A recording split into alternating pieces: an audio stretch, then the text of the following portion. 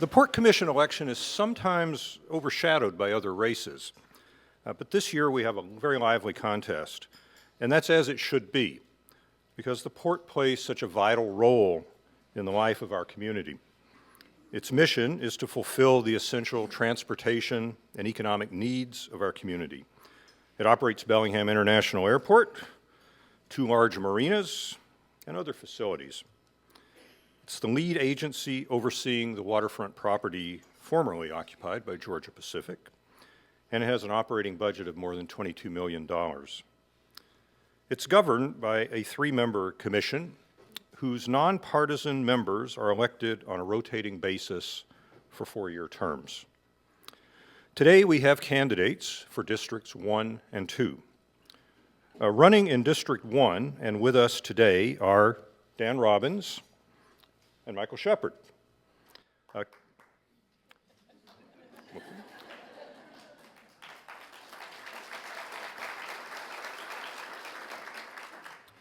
Candidate Nicholas Kunkel did not respond to our invitations.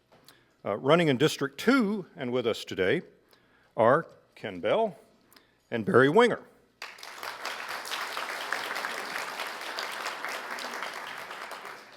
Candidate Douglas Karlberg is working in Alaska and sends his regrets. He has also sent a representative to deliver a statement for him, and Natalie McClendon will speak on his behalf as the candidates make their opening statements. The club's policy is that only candidates may participate in the question and answer session of the program. So our format today is simple. Each candidate will have 1.5 minutes for an opening statement. I will then pose some questions. Each candidate will have 1.5 minutes to respond. This is different from what we've done in the past. It's often been 1 minute to respond, but what I often hear from candidates is that that's just not enough time for a reasoned answer on a complicated question. So today it's 1.5 minutes.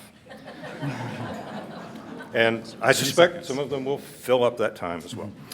And we have a timekeeper to keep things honest. She will signal the candidates when time is about to expire. There will be a yellow card when 15 seconds remain, and a red stop sign when time has expired. And she has a very tasteful bell that will ring when they start to go well beyond that, say 15 seconds. So listen for the bell, gentlemen. As always, we'll have questions from our badge-wearing members. And in the interest of allowing as many member questions as possible, we decided to dispense with closing statements today. So let's begin with opening statements from our District 1 candidates. And in alphabetical order, let's hear first from Dan Robbins. Thank you very much. I'm Dan Robbins. I'm a lifelong resident of Whatcom County and am proud to have served as your Port Commissioner for the last 3.5 years. I'm very committed to the job. I've never missed a Port Commission meeting, and I've called back every constituent that has ever called me with a question and wanted to talk or meet with a Port Commissioner. The environment and the economy can and must coexist. I'm proud to have voted for the largest environmental cleanup in the history of the Port of Bellingham, while at the same time helping create over 500 jobs.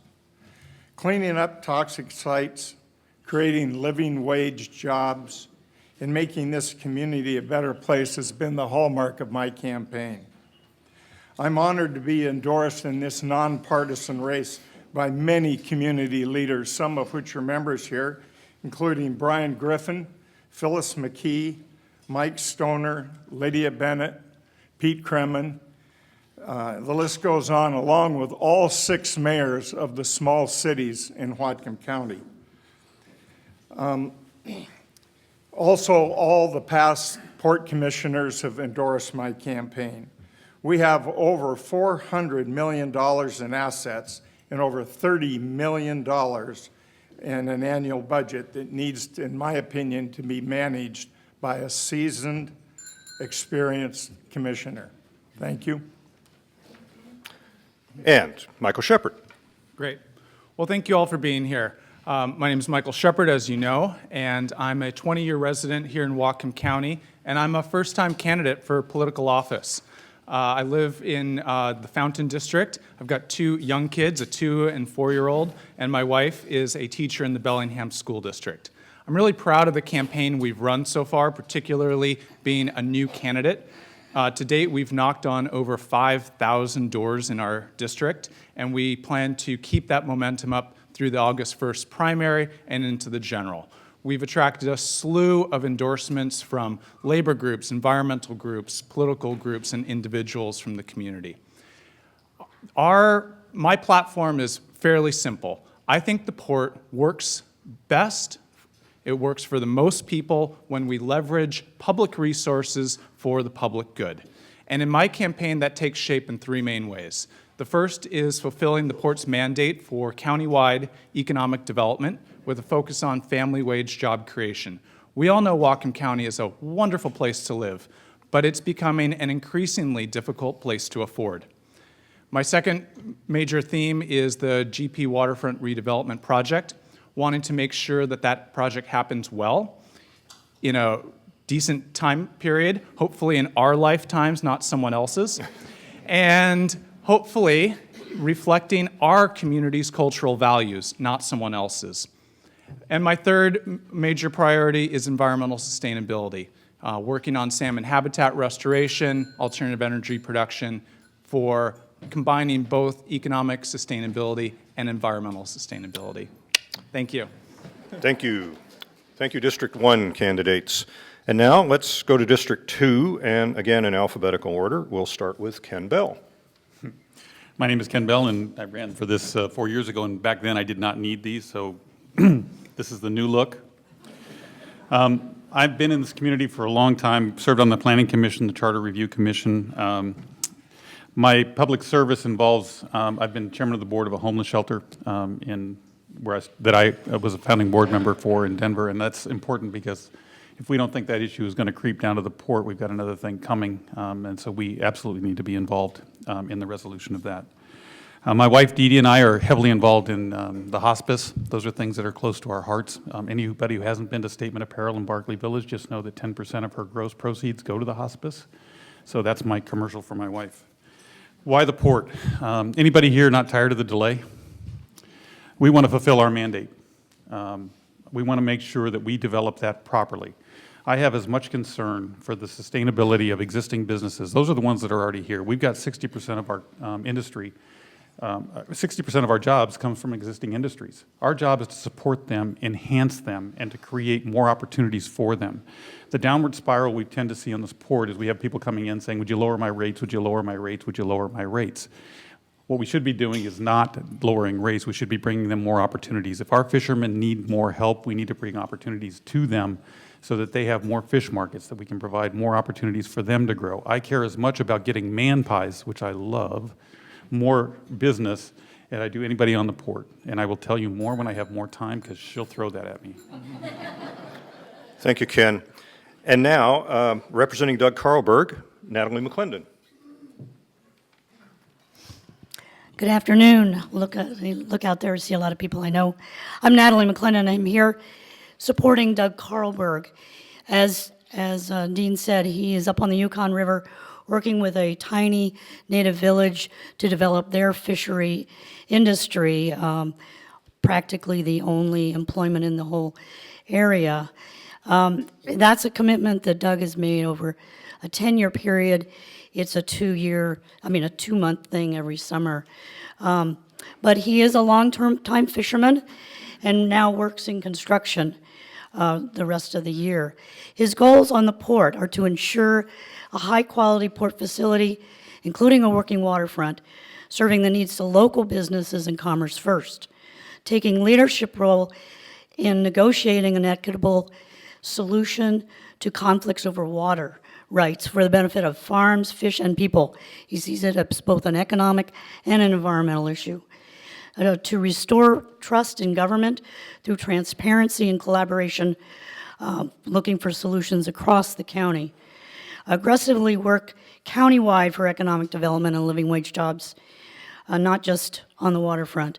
Move the old Georgia Pacific site back on the tax rolls as cleanup is completed, and to encourage affordable housing on the waterfront for a walkable work and home and neighborhood. He has deep knowledge and experience to be successful in this, and I urge you to support and vote for Doug Karlberg. Thank you.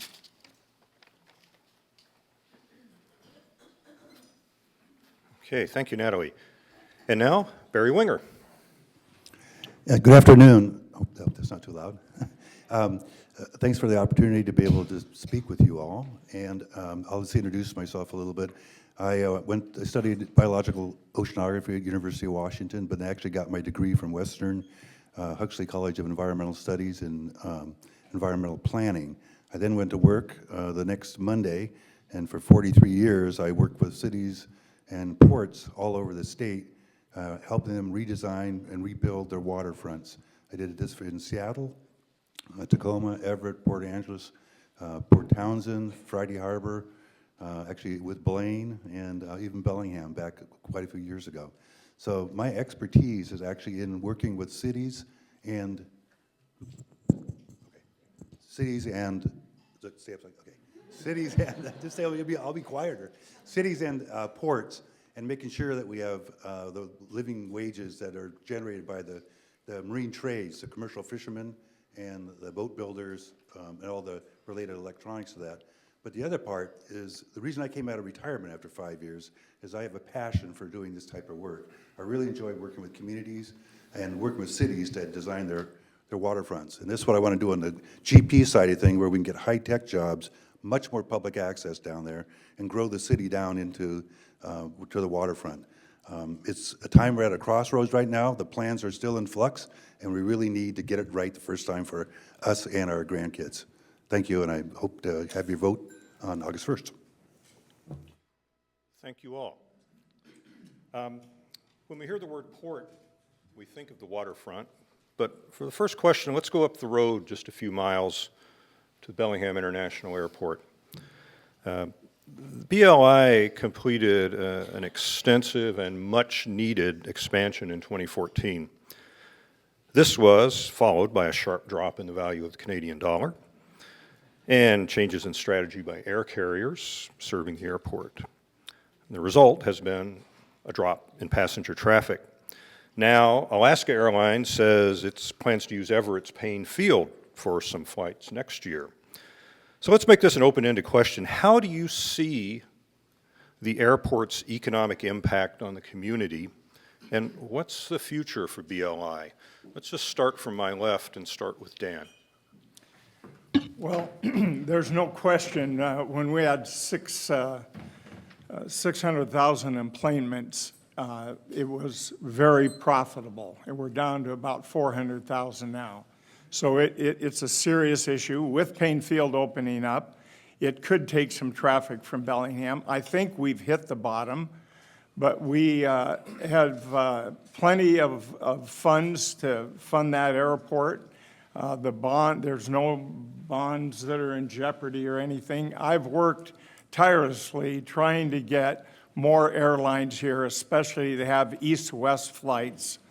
And believe me, it's very difficult. There's a pilot shortage right now, which is huge. And that concerns me more than Payne Field opening up, is the pilot shortage. They're canceling flights in Bellingham right now because we do not have enough available pilots to fly the planes.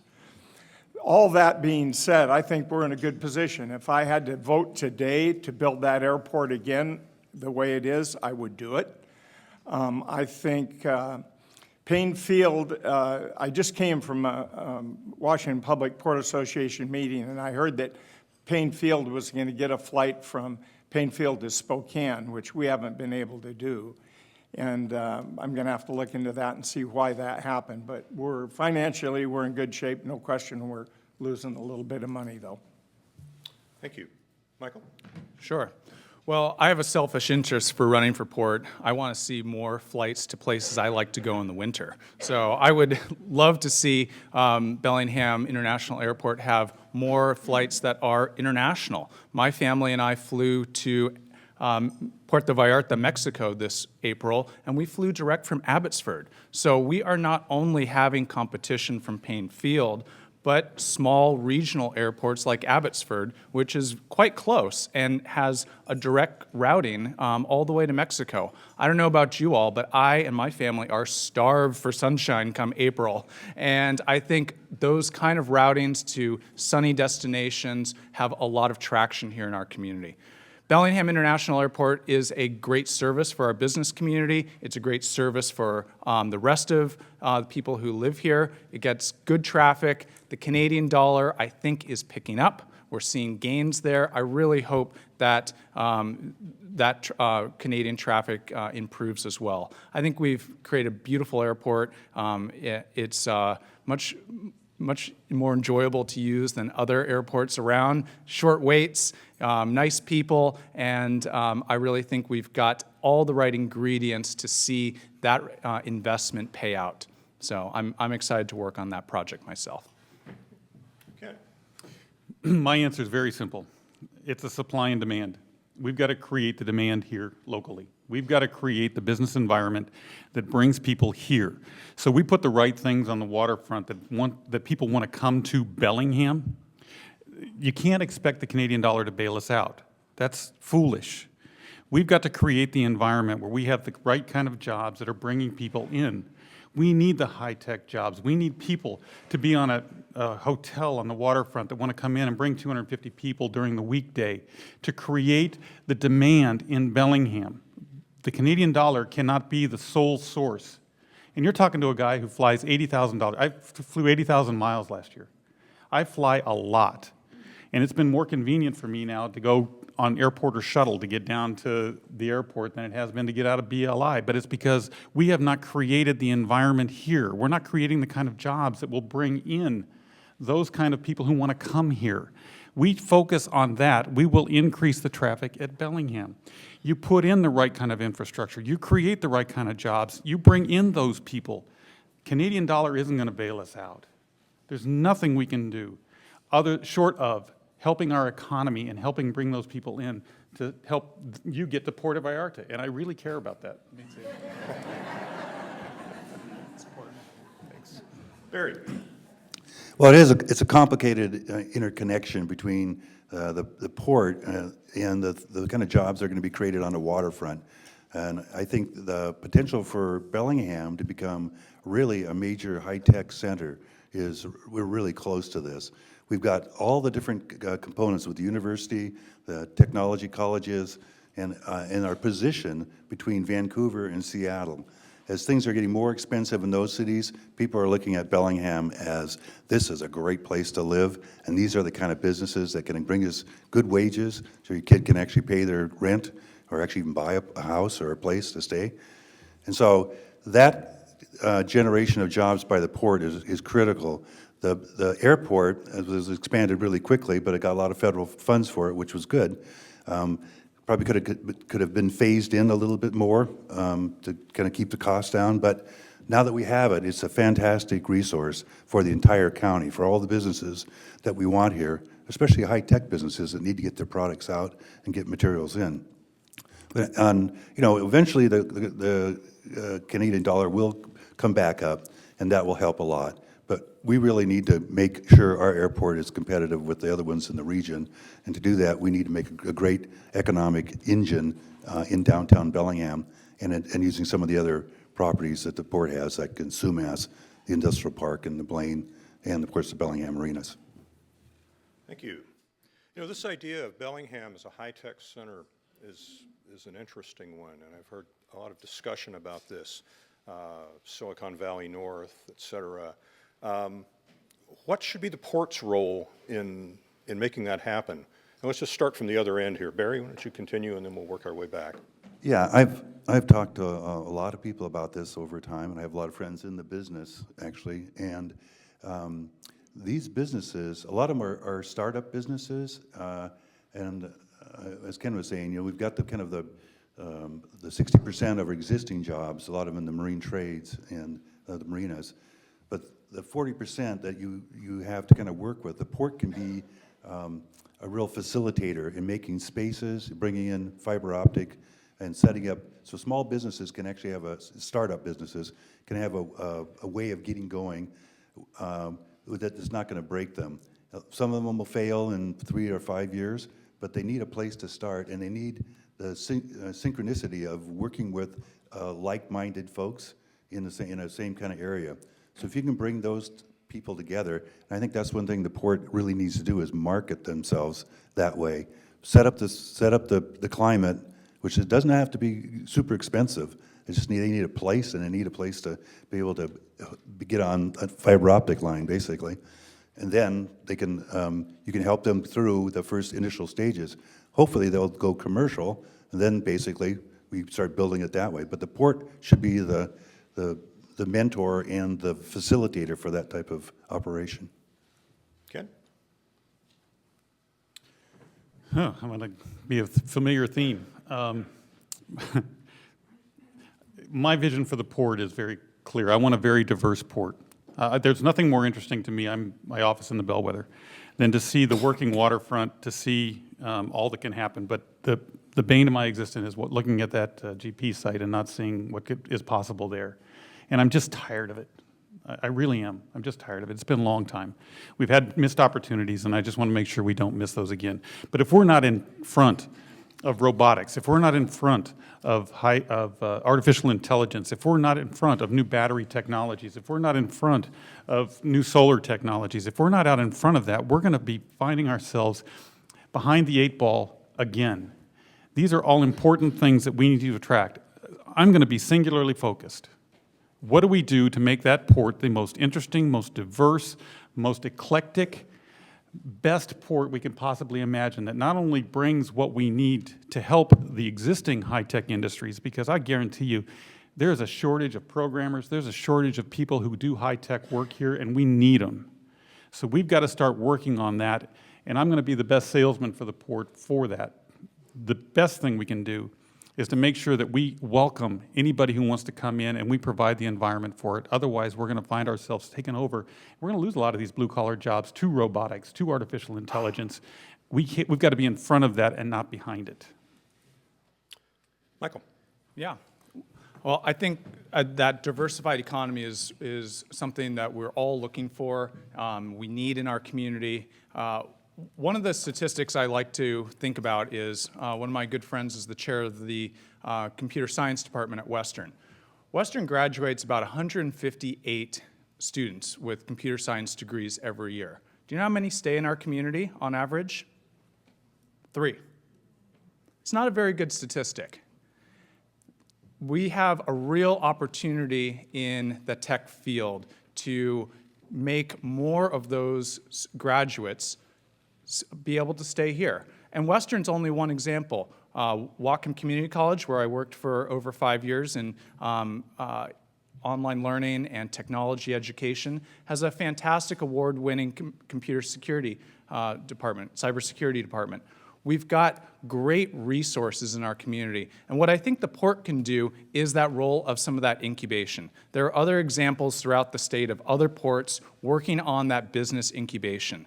One example is the Port of Walla Walla. They make a lot of grapes in Walla Walla and a lot of wonderful wine that you all probably enjoy drinking. And one of the things the port has done is create a plug-and-play wine facility. Now, fortunately, a tech company needs a lot less than a wine maker. They really need a building with some desks, good internet connection, and electricity. And I think that is one thing the port can do. Thank you. Dan? Well, don't think we're the only community around looking for high-tech jobs. Everyone wants Amazon and Microsoft, believe me. But how do you get those jobs? Well, number one, you have to have housing. I was just working with a Vancouver company that was going to bring 400 jobs here that would take half our tissue warehouse. And the president of the company said, I've been looking for a place in Whatcom County for 2 years, and I haven't been able to find the home that I want in Whatcom County. So if I have 400 employees driving across the border to work at our new plant here, where are they going to live? And they're going to decide to live here once they're working here. So housing is a big component of attracting any high-tech job. We already have some high-tech jobs, believe it or not. All-American Marine, when you look at what they're doing down there, the welding that they're doing and the boats they're building, that new Argosy ship they're building 6 of those a year, six big boats out of their ferries every year. That is also a high-tech job. iTech is now moving down there to the solar panel folks. But housing is a big component. And so we need to make sure we've got homes for these folks to live in when they move their businesses here. Thank you. Thanks. I think we've heard a lot of consensus here about how desirable it would be to bring in high-tech jobs, to bring in jobs.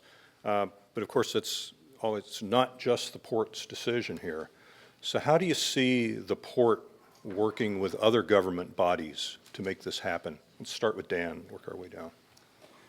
Well, it's an intricate part of it. Kelly Linville, our mayor, and Rob Fix, our executive director, and John Laus, our county executive, really have a good working relationship. And fostering that relationship is really important. You never do it alone. We work with other government agencies every day, and it's not just unique to this community.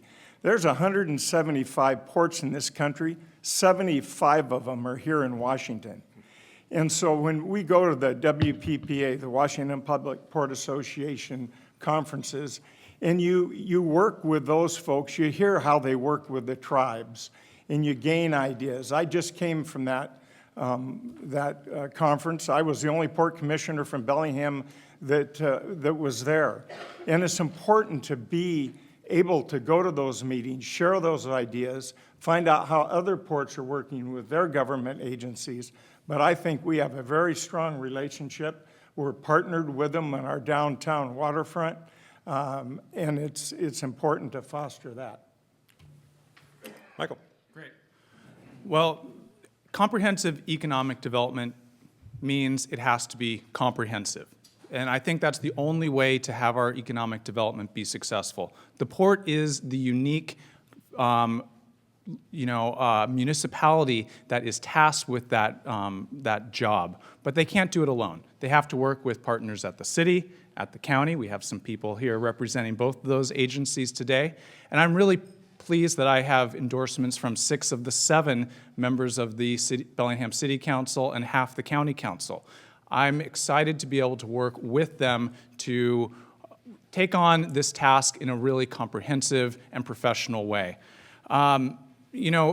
Economic development doesn't happen overnight. It doesn't happen without resources and cooperation, but the All-American Marine facility is one of those examples of cooperation between EDI funds, rural tax dollar funds from the county in combination with the port to bring us a facility that is making wonderful products, really jump-starting our local economy, providing opportunity for employment, and making things here. We always do well when we're making things here.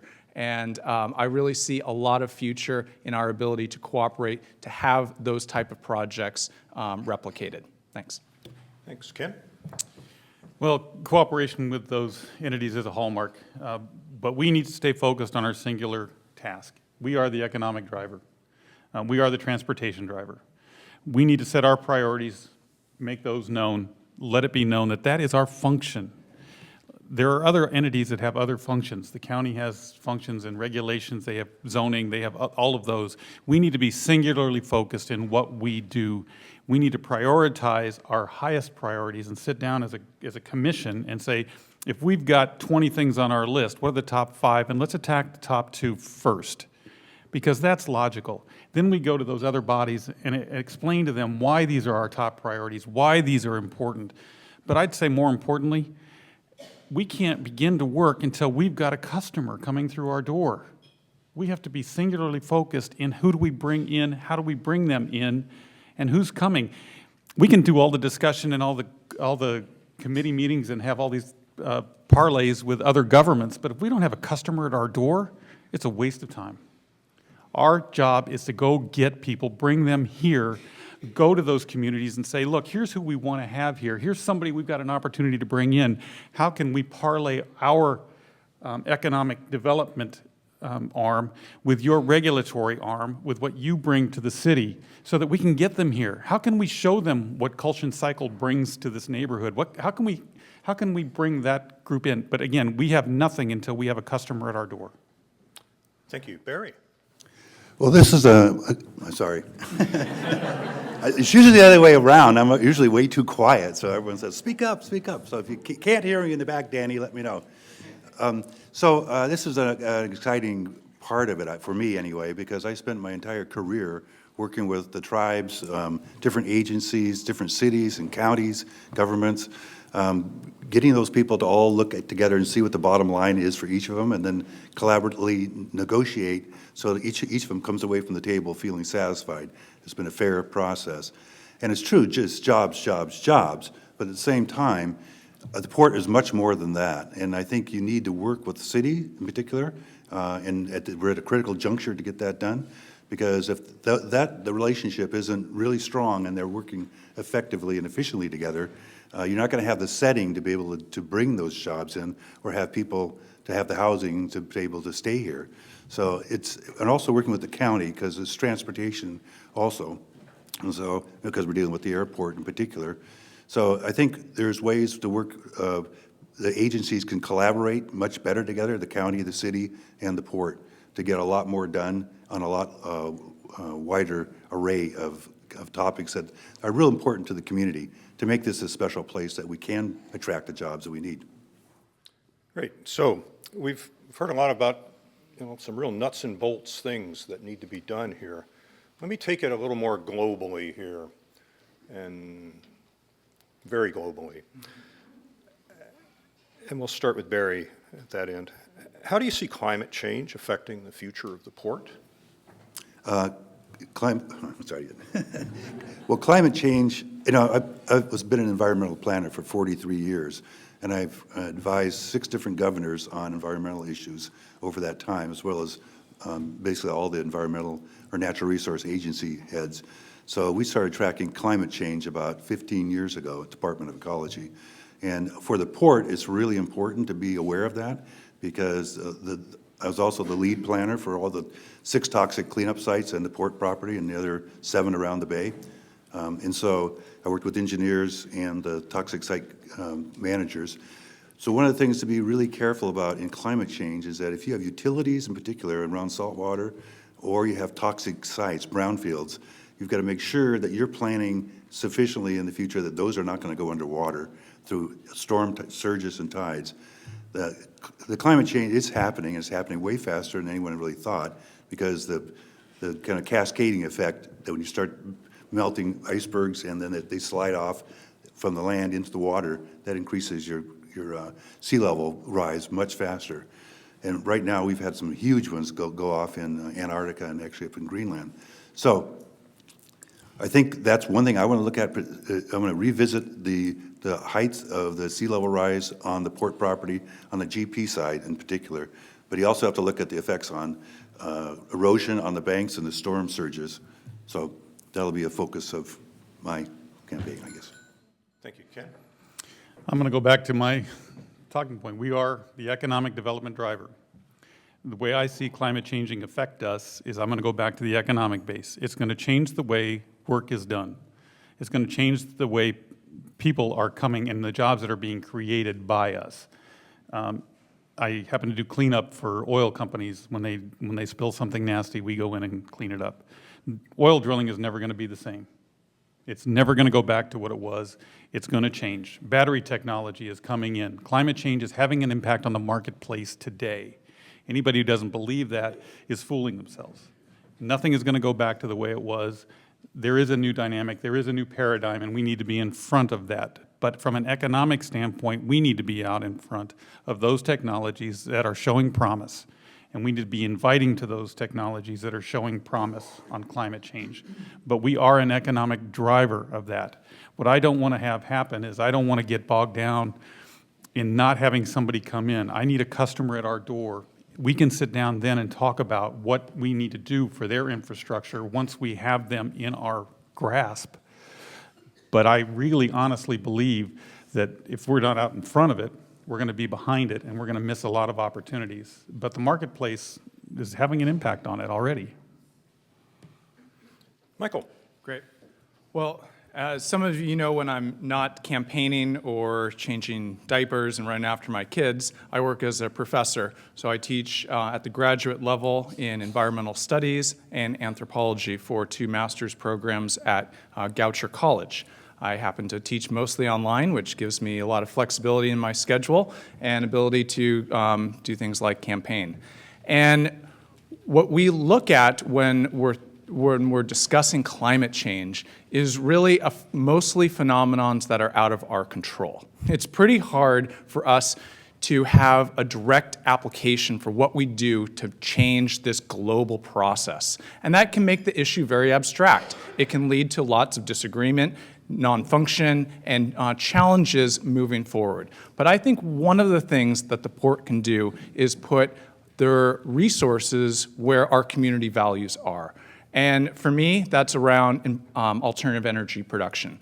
The port has wonderful amounts of roof space. That could be housing solar panels that are made in Whatcom County at the waterfront that are employing good people to do good work. I have them on my house. We even have a hot tub, and we produce 95% of the power we use for the year.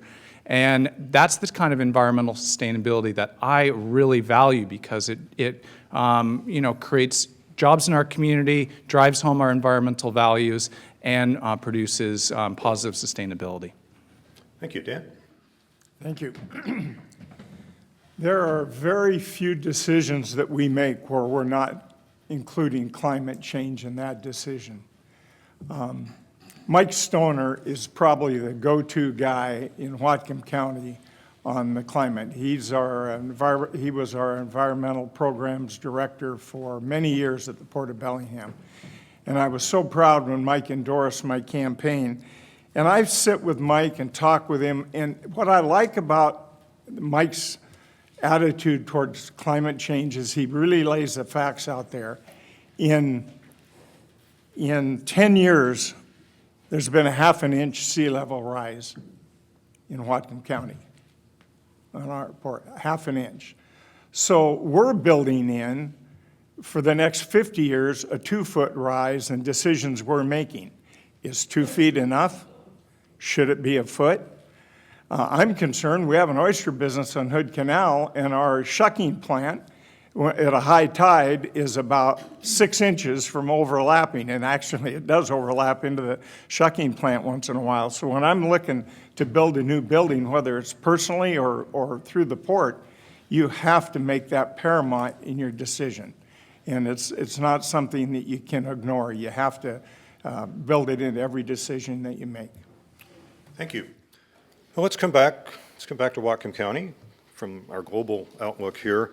All of you have spoken about the need to deal creatively with the former GP site.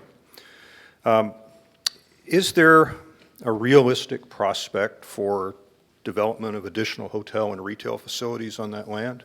Is that what we should be doing? Let's start with Dan, and work our way down. Well, I'm proud to be the only commissioner that voted for the $40 million hotel and conference center on the waterfront. The reason I voted for that is, in order to bring businesses to our community, you need conferences. To fill our hotels during the week, you need conferences. They're full on the weekend, but they're not full during the week. We need conferences here to bring high-tech companies in here for a conference. They can see what's going on in Bellingham and decide to move their business here, or an extension of having their business here. No, I don't think that's the only thing that's going to be on the waterfront. A hotel, yes, I'm in favor of that, but we're going to have parks down there. But one thing you have to realize about building this out, Barclay Village is 20 acres, about the same size that we have set aside. It's taken 20 years, and it's still not full. So don't think it's going to be done tomorrow.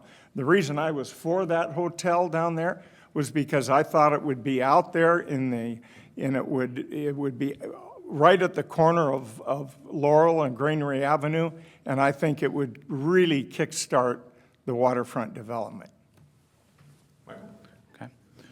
Well, for me, a 30-year timeline is much longer than I want to see. I'm looking for us to see people using that facility as soon as possible. When I go out doorbelling, one of the number one questions I get is, can I still have input into what's happening at the GP site? And I think a lot of the public is feeling anxious.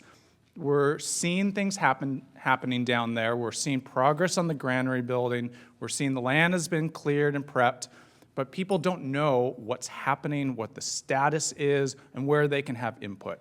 And so I think that is one way that people would like to re-engage. Maybe we need a citizen advisory committee. That is one avenue for funneling some of that citizen interest and citizen perspective. I agree with Dan, the conference center is something we need. It is one of those anchor tenants that attracts people to the waterfront. I also want to see an anchor tenant that is a tourist draw and a family draw. My family is hard-pressed to go and do things in January. And if we have facilities that we're able to go and utilize, that we can have as both tourist draws and family draws, that's something that we can all benefit from. If you go on TripAdvisor, Bellingham's #1 attraction, Whatcom Falls Park. Whatcom Falls is a lovely park, but it's not an economic driver for our community. And it's not something that is easy for my 2-year-old in January. So that type of facility at the port would be wonderful. Thanks. Ken? Well, now you're going to get to see a little bit of contrast because more advisory groups and more time is going to only delay what we do. We know what we have. We had a $40 million private investment opportunity come to the Port of Bellingham. And if you had voted me in last time, we would have that hotel beginning today. But the current port voted 2-1 against it. $40 million of private investment. Now, we can start talking about whether or not that is what we can do beyond that. But we had an opportunity that we let slip through our fingers. And it's time for that to stop. I tell you, I look over my office and I look at that and it's driving me nuts. $40 million of private investment could have been on that port and we could have begun starting that opportunity now, and we missed it. And I want you to look at the makeup of the port and decide who's going to be working in that interest. I don't want to do a lot more of that. I want to bring the customer to the table. When the customer's there and you've got a $40 million investment, you close the deal. And my idea of a port is the most interesting, dynamic, vital place you can have that draws business right up into the city. But it begins with taking the opportunities that are in front of you. We can design, we can plan, we can discuss, we can all we want, but if we don't close the customers we have, we're not going to start building on anything in this community. We had a customer. Barry? Sorry. Well, having a key piece of property like the one we were kind of talking about, I think it's critical. A convention center is a possibility. I haven't delved into that in any great detail, but in other communities, they can be a very good asset. The thing I would want to see is that the community also has a community-type center, that it actually generates a lot of use, not just for conventions, but for our community that's paying for the whole thing in our taxes every day, basically. And so I think once we get a few of those key properties up and going, then we're going to be on a really good roll. So financially, marketing it, I think, is really important. We're at a point now where they've cleaned up that first 20 acres up to the board mill building, basically the big brick building out there. And so the plans for that are still in flux. There's still lots of discussion that needs to be made between the city and the port to come up with the design and the locations for the kinds of uses that we really want to see in there. And I want to see that be an open and transparent process. Not that we have to go through years and years of meetings, but when decisions are changing or the map or the plan is changing, that needs to come back, and the community really needs to know what's being done and how it's being done and why it's being done. And that's what I'll bring to the port if I'm elected. Okay, thank you. Every day, Bellingham's homeless population is evident on and around port facilities. What role, if any, does the port have in addressing homelessness? Let's start with Barry. Well, as you probably all know, there was a proposal by Mayor Linville to put in a homeless facility for 200 beds, I think, right in the middle of the Marine Trades Center. I was down there and I talked to all of those trades, and they have invested a lot of money to have really good facilities there where you can take large boats out with the new crane that's down on the Colony Wharf, sailboats with the mast still on, and there's a few places you can actually do that that have a lot of capability to work on boats and repair things for our fishermen and for the pleasure fleet. So I thought that was actually not a good location for a homeless shelter, because if you go down to F Street and Roeder, it's kind of a mess because it's scattered around that whole intersection, and there are people wandering all over the place. I think it needs to have its own place, and maybe even a couple of smaller places that are not across a busy street, so that if the mission say was going to run it, they'd have to be going back and forth across Roeder. That's not a good idea. The mission wants to relocate anyway, and so I think the port should be working with the county and the city on an overall plan. This is not the same thing about jobs, but it's about an issue our larger community really does need to address and do it in a fair and equitable manner. I think there's some interim solutions that could be done with some of the port property, and I'd like to look into that and have that evaluated. Thank you. Ken? Well, you're in my wheelhouse. I've been on the board of a homeless shelter for 30 years, and I understand this issue like none other. It's not as simple as getting a warehouse and putting people in the warehouse. That's a great way to get them out of your parks, but it is not an issue that's going to be addressed by a warehouse. We're talking about drug addiction, we're talking about schizophrenia, and you can't put those kind of people in the same location without having separate treatment facilities for them. Addiction is a huge issue. I mean, I've been working for so long. Our success rate is in the 20% range, and that's great for a facility of its kind. It's a very complicated issue, and it's not one that you do with a warehouse. And if we don't, as a port, get out in front of this, we have to understand one thing that I understand very clearly. Homeless people love to be in downtown areas. They love to be where the action is. They love to be where the services are. They will come to us if we don't get out in front of it. What we've got to be able to do is engage in that conversation with the rest of the community and talk about the addiction issues. We've got to talk about the schizophrenia. Those are issues that have been put on the sideline because we label all homeless people as the same kind of person, but it's not all the same.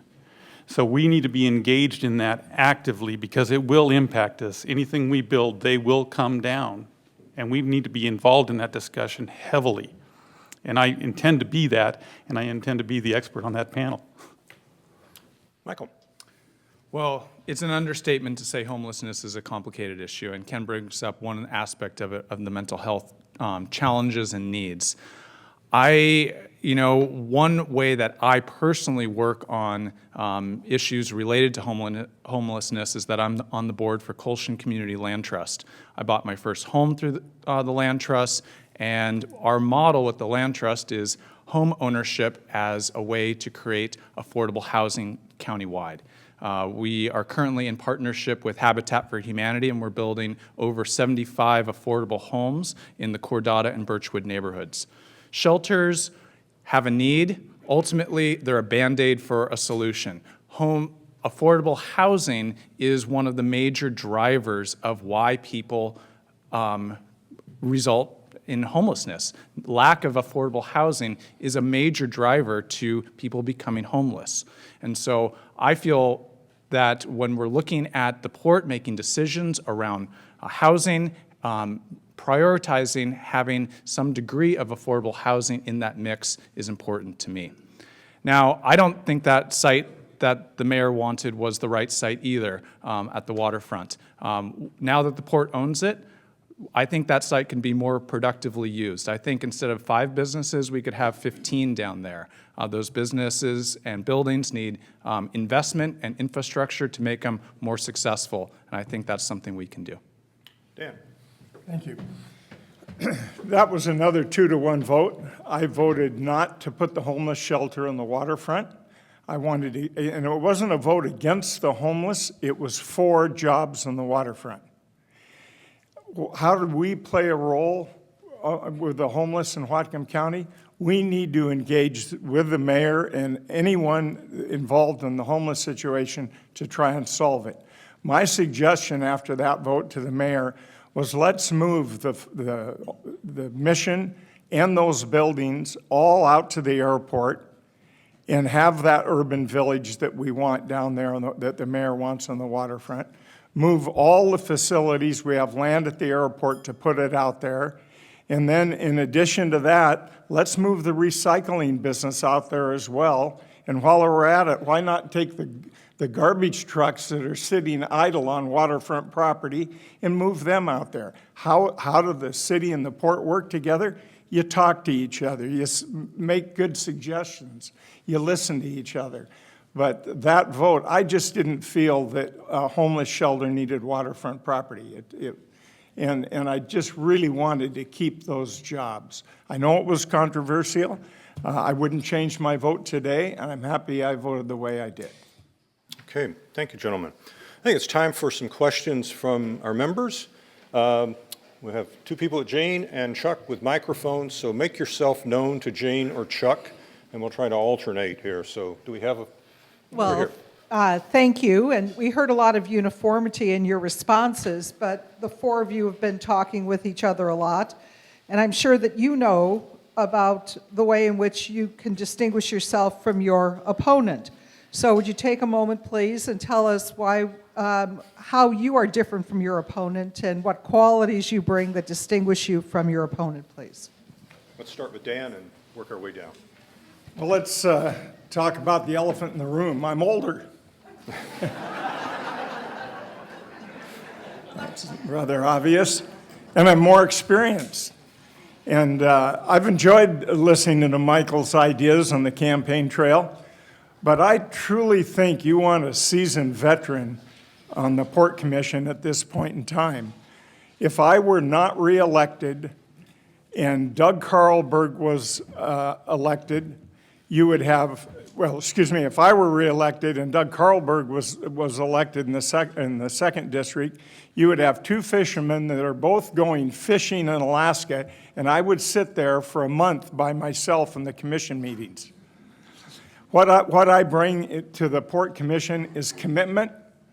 I am committed to it. It's the perfect job for a retired guy. I can spend a ton of time working on the issues. I get with every constituent that wants to have a cup of coffee or talk about anything with the port. A lot of people I see in this room that I've had coffee with and talked with about their issue, whether it be the quiet zones and crossings. I think I've probably met with 8 or 10 people for coffee on that. But what I bring is a balance, a big commitment, and experience. Michael. Well, yes, I am younger, that's true, but that's not the difference I want to talk about today. You know, the major thing that sets our two campaigns apart, I think, is my vision that the port is a public municipality that works for the public good. And that's different from running the port like a business and trying to squeeze every dollar out of tenants and out of every decision. And when you look at ports around the state, that's a major division point between how ports fall. Ports like Seattle are trending more towards that, you know, highly effective community infrastructure municipality. And that's really my vision for what the port can do. I think that we all benefit when the port is investing the public money that we put into it for the public good. And one example of that is the Community Boating Center in Fairhaven. This is a wonderful community service. They're a nonprofit.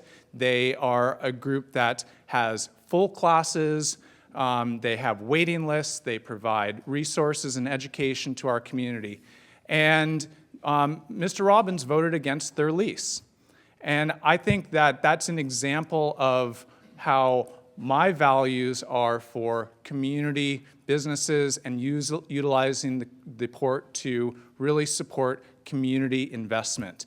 And we're seeing at the White House somebody trying to run our government like a business at the top, and I don't think it's working so well there either.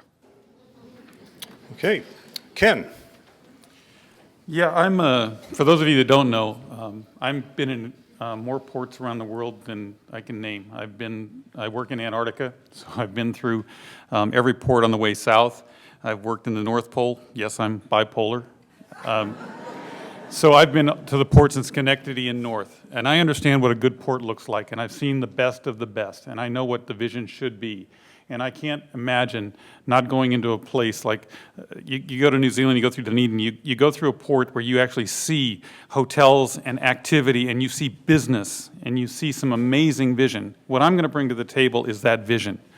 I'm not a legislator, I'm not a bureaucrat, I'm not going to be bogged down in that. I like to set priorities, I like to set the vision, and I like to be that kind of a manager, not the kind of manager that wants to get bogged down in process. I'm a pretty impatient guy when it comes to that. I'm also a salesman, so when it comes to closing somebody, I'm your guy. You put me in a room, we're going to find out what it's going to take, and then I'm going to go out and I'm going to make sure it happens from whatever source we need to make it happen with. And the city and the county had better be ready, because if you really want economic development, we're going to close some deals, and you better be ready for the impact. And you had better be ready. You have to make sure that you want that. Do you want the kind of growth that that's going to bring with it if you put a closer in that role, right? Okay. Barry? Well, I'm actually 68, so I'm pretty old too, Dan. So, and I am by far, I've had 26 years working as a state planner around this state, and every port basically that is in the state and the cities that go with them, helping them redesign and implement and find the money to actually rebuild their waterfronts. And so I think that experience far exceeds anyone that's actually been on the port before and anyone that's actually running right now. The other part about it, I've negotiated very large settlements and legal deals. Have been to court, including up to the Supreme Court, up to 50 times for the Department of Ecology. And that's working with businesses, working with environmental groups, and finding out what the bottom line is for both of them and actually making it so you can actually come to a compromise or a settlement. Those kinds of skills are exactly what's needed in the port right now to work with the city and actually with the county and other agencies, all the regulatory agencies as well as funding agencies. And that's the kind of skill that I bring to this position. I'm also, I came out of retirement because I am actually really enthusiastic and I have a passion for this kind of work. The other part about it is, though, that I was retired, I was happily retired, and so I'm here all the time. I'm splitting this with another job, I'm not off fishing, I'm not in Antarctica, and I'm not bipolar.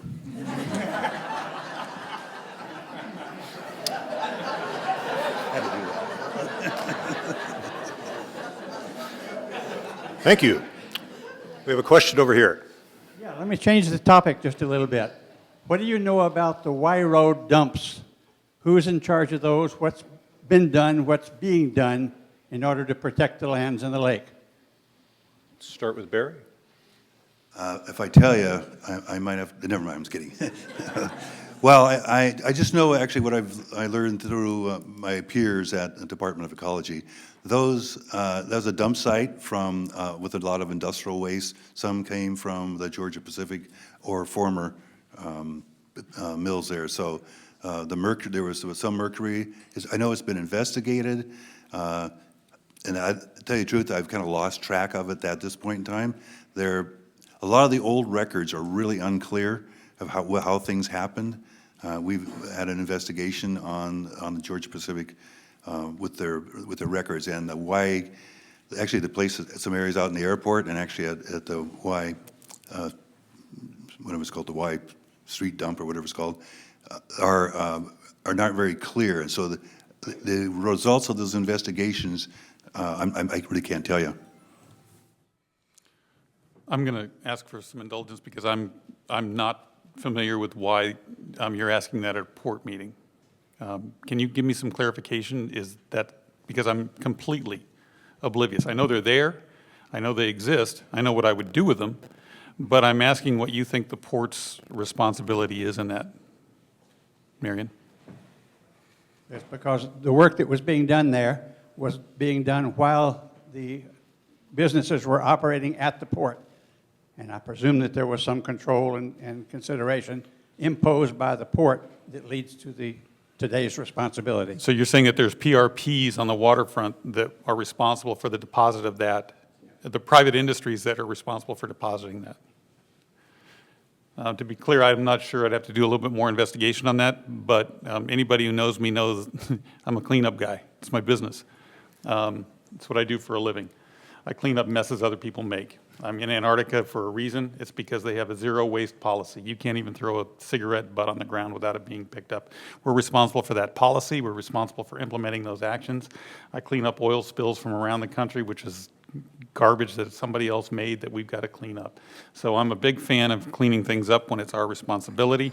I'm also a big fan, Marion, just so you know, of I hated to walk through the Superfund process through the 70s and 80s because it became a litigious thing where we went to look after people before we cleaned it up. If we had cleaned it up and then gone after the parties, it would have been cleaned up. But there were Superfund sites, and there are still today, things that have never been cleaned up because the process was wrong. We find out who's responsible. We can go back to court for those. But the job one is to make sure that we do no harm and that we clean up before we start a long, lengthy process of trying to figure out. It'll sit there for 20 years if we try to go after the PRPs, right? Okay. Yeah, I'm not very well versed in this specific topic. You know, I would like to see when the port has jurisdiction over an area, when it has a direct, relational involvement with the site, that we are cleaning up to the highest standards possible. And I think the port has a number of examples throughout the county where we're currently working on those cleanups. There's a ridiculous number of dumps on lovely pieces of property. You know, the city has just acquired the old dump that is at the base of Cornwall Beach there. It's going to become a really fantastic park. We have our work cut out for us in these cleanups to bring them up to the standards that our tribal partners are demanding and that we deserve as a community and want to leave for our kids and future. Dan? The Y Road dump. I grew up at Agate Bay and used to ride my bike up there that 2 miles and shoot the biggest rats you've ever seen. I don't think it's a port issue unless the port dumps something up there. It's really not a port issue. So I want to take this opportunity to clear up one other issue that was brought up, since the Y dump isn't really a port issue unless we dump something there, then we're responsible. I voted against the community voting center reduction in their rent, in their lease. I didn't vote against their lease. They had a very good lease with the port for a long time. They wanted a reduction in their lease. And I was the only port commissioner that went over and got their financial statement and saw that people were making good salaries off that. If it was a totally volunteer basis, I would have given them a rent reduction. The other problem is when you have a policy that you set for rents and you lower someone's rent for whatever reason, you're going to have 300 tenants lined up all asking for a rent reduction. So from that experience, and it's a very favorable lease they have now, and I'm glad the community boating center's there. I've raised sailboats my entire life. I love to see kids learn to sail. Okay. Question here. You all seem like very well-intentioned and strong-minded individuals. But as a commissioner, you're only as good as your ability to persuade your fellow commissioners of the wisdom of your ideas. So why do each of you think that you can do that? In other words, do you play well with others? Let's start with Dan. We're not strong-minded individuals. You ought to ask my wife and my kids and my grandkids how strong-willed I am. You know, if you'll remember back, one of our commissioners and the commissioner's spot I took, Scott Walker, they were in the biggest feud you'd ever seen. They couldn't even be in the same room together. And I made my mind up that I was going to get along with my fellow commissioners come hell or high water. And I think we've done an excellent job in that. We have very diverse conversations. They're all done in public. And you know, I don't mind having 2-to-1 votes as long as the person really believes and is passionate about their thinking on an issue. I certainly, as I've gotten older, have decided it's a lot easier to listen and make a comment than it is to argue with somebody. Everyone has very good reasons for believing what they believe in. And that doesn't mean that you have to be real forceful with them, but you do need to get along with them. And it's not just your fellow commissioners. It's the mayors and it's the tribes. It's everyone that we work with. Yeah. Well, I think one of the awkward parts about the 3-member commission is that there's 3 members. And you have to call a public meeting anytime 2 people want to go and have coffee together and talk about issues. I think that's a fundamental limitation in the ability for the commission to work together, to brainstorm, to strategically plan, and to form, partnerships and alliances on the commission. There was a proposal several years ago to bring that up to 5. Some of the parts around Washington do have 5-member commissions. I'm not convinced that a 5-member commission is going to solve all of the representational challenges that the port has for being present and relevant in our community's daily life, being in touch with them, being responsive to their interests and needs, and bridging that gap that I see at the door when I say Port Commission, and people look at me like, what's that? What does that do? Who are they? That's an ongoing challenge that we have. Does 5 members get us there? I'm not sure, but I think it would help to alleviate some of that challenge of the port commissioners working together and collaborating.